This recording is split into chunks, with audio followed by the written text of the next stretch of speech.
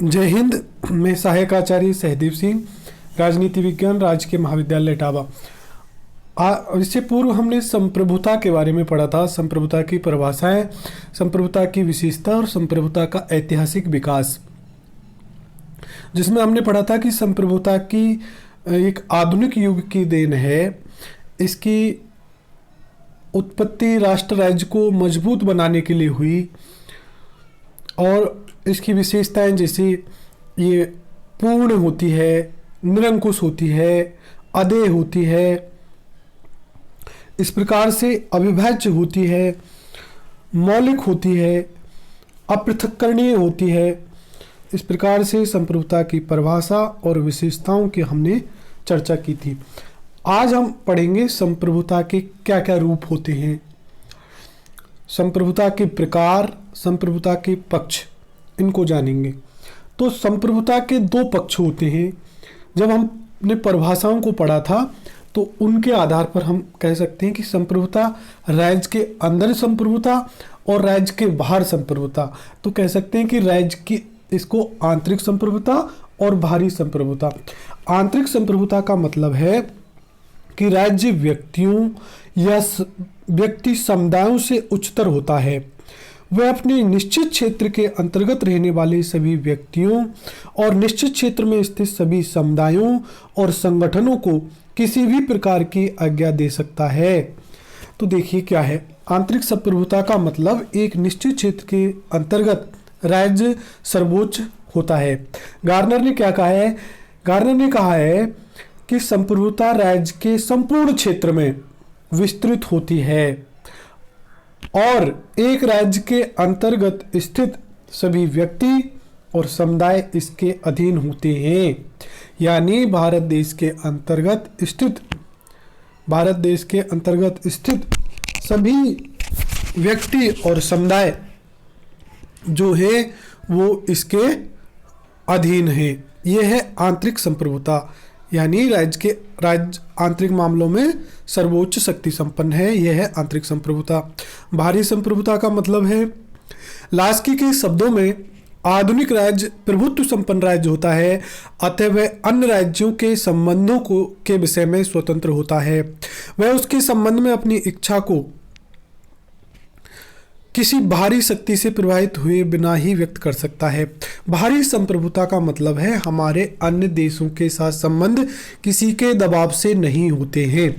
बाहरी संप्रभुता का मतलब है कि हमारी विदेश नीति एकदम स्वतंत्र होती है।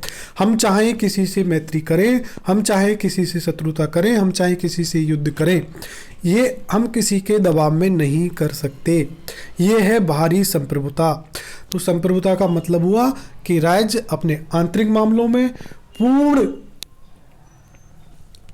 सर्वोच्च होता है और बाहरी मामलों में पूर्ण स्वतंत्र होता है निर्णय लेने में। यह है संप्रभुता। तो संप्रभुता के दो पक्ष हुए, कौन कौन से? आंतरिक और बाहरी। अब संप्रभुता के रूप। संप्रभुता के विविध रूप, जैसे औपचारिक और वास्तविक संप्रभुता। तो औपचारिक संप्रभुता का क्या अर्थ है? देखिए, औपचारिक संप्रभुता मतलब ये जैसे राजतंत्रात्मक देशों में, जैसे राजतंत्र से लोकतंत्र हो, ब्रिटेन में राजतंत्र से जो लोकतंत्र बने, लोकतांत्रिक राजतंत्रों में, और संसदीय देशों में पाई जाती है। इसका मतलब है कि औपचारिक या नाम मात्र की संप्रभुता का तात्पर्य है एक व्यक्ति या ऐसी इकाई से है जिसके पास सैद्धांतिक दृष्टि से संपूर्ण शक्ति हो, किंतु जिसके द्वारा व्यवहार में इस प्रकार की शक्ति का अपने ही विवेक के आधार पर उपयोग ना किया जा सके। व्यवहार में इन शक्तियों का प्रयोग उनके नाम पर कोई अन्य व्यक्ति ही करे, तो वो कैसा होगा? वो औपचारिक या नाम मात्र का संप्रभु होगा।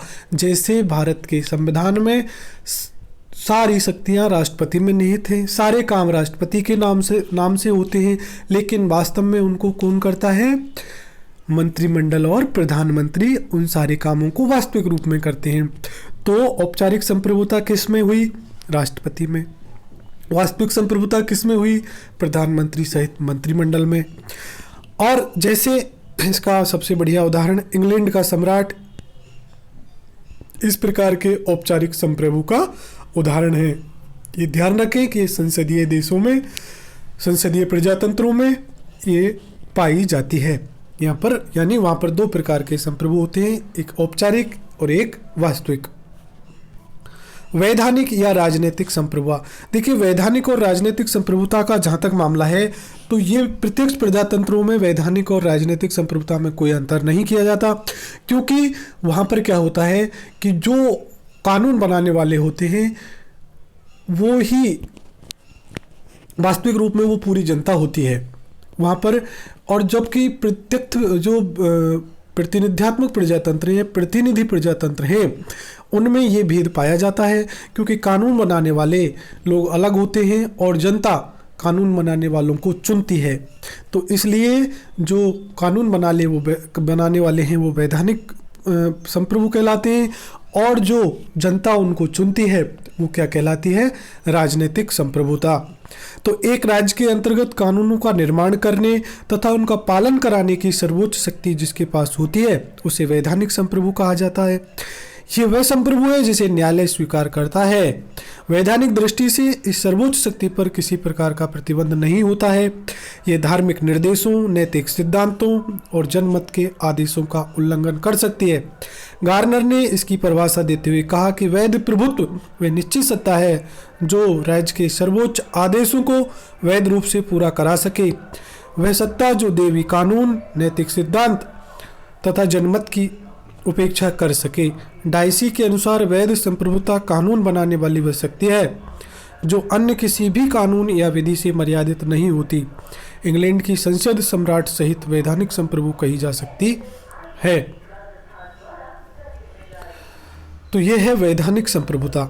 राजनीतिक संप्रभुता। वैधानिक संप्रभु की सत्ता पर नियंत्रण रखने वाली शक्ति को ही राजनीतिक संप्रभुता कहा जा सकता है। डाइसी के शब्दों में जिस संप्रभु को वकील लोग मानते हैं उनके पीछे एक दूसरा संप्रभु रहता है। इस संप्रभु के सामने वैधानिक संप्रभुता को सिर झुकाना ही पड़ता है। जिसकी इच्छा को अंतिम रूप से राज्य के नागरिक मानते हैं वही राजनीतिक संप्रभु है, लेकिन ये राजनीतिक संप्रभुता कानून द्वारा ज्ञात नहीं होती। यह तो असंगठित, अनिश्चित होती है। संकीर्ण दृष्टिकोण से कहा जाए तो देश के निर्वाचकों को, जो निर्वाचक मंडल है, राजनीतिक संप्रभु कहा जा सकता है, क्योंकि वही वैधानिक संप्रभुता का निर्णय करते हैं। लेकिन दलीय राजनीति, लोकमत और प्रचार के साधनों का भी वैधानिक संप्रभु पर नियंत्रण रहता है। गिलक्राइस्ट के शब्दों में राजनीतिक संप्रभु एक राज्य के अंतर्गत उन सभी प्रभावों का योग होता है जो कानूनी संप्रभु के पीछे नहीं रहते हैं। कानूनी संप्रभु के पीछे उन सभी प्रभावों का योग होता है जो कानूनी संप्रभु के पीछे निहित रहते हैं।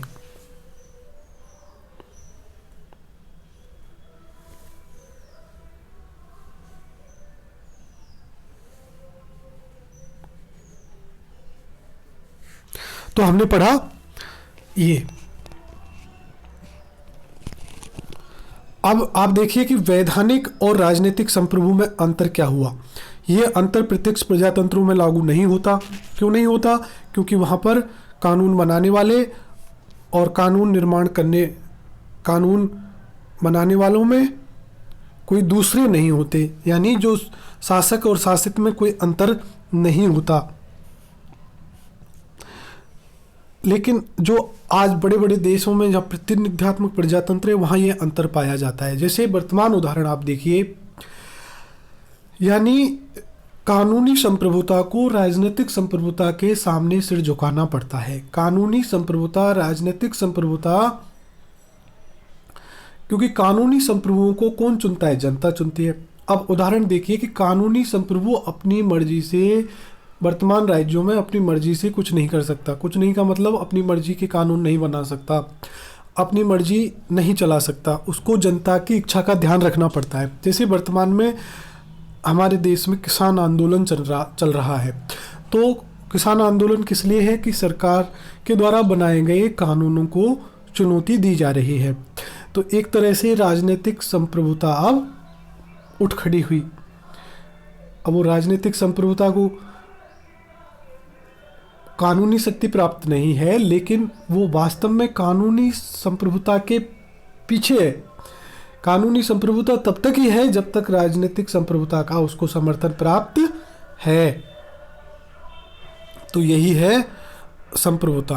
तो आज हम अगर देखें तो हमने क्या पढ़ा कि संप्रभुता के दो पक्ष होते हैं, आंतरिक संप्रभुता और बाहरी संप्रभुता। एक देश के निश्चित भू क्षेत्र में वो राज्य सर्वोच्च शक्तिशाली होता है, उससे ऊपर ना कोई समुदाय होता ना कोई व्यक्ति होता, तो वो है आंतरिक संप्रभुता। बाहरी यानी हमारी विदेश नीति एकदम स्वतंत्र है, किसी के कहने में से हम ना किसी से मित्रता करते ना किसी से शत्रुता करते, यानी हम जिससे चाहे उसे मित्र बनाए।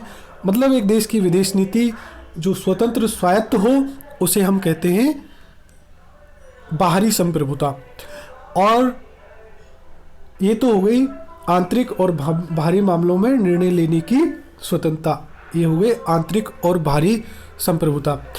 अब दूसरी बात है कि संप्रभुता का औपचारिक और वास्तविक संप्रभुता। एक दूसरे औपचारिक संप्रभुता का मतलब है जिसमें कानून के द्वारा तो सारी शक्तियां निहित हों, लेकिन वास्तविक रूप में वो उनका प्रयोग नहीं करता हो, जैसे भारत में राष्ट्रपति, इंग्लैंड में सम्राट। और वास्तविक संप्रभुता का मतलब है कि उनके नाम पर जो संप्रभुता है उसका उपयोग वास्तव में जो कौन करता है, जैसे भारत में प्रधानमंत्री और मंत्रिमंडल, इंग्लैंड में वहाँ की संसद, वहाँ का मंत्रिमंडल। और वैधानिक और राजनीतिक संप्रभुता में भी अंतर किया जाता है। तो वैधानिक संप्रभु वह निश्चित सत्ता है जो राज्य के सर्वोच्च आदेशों को लागू करा सकती है।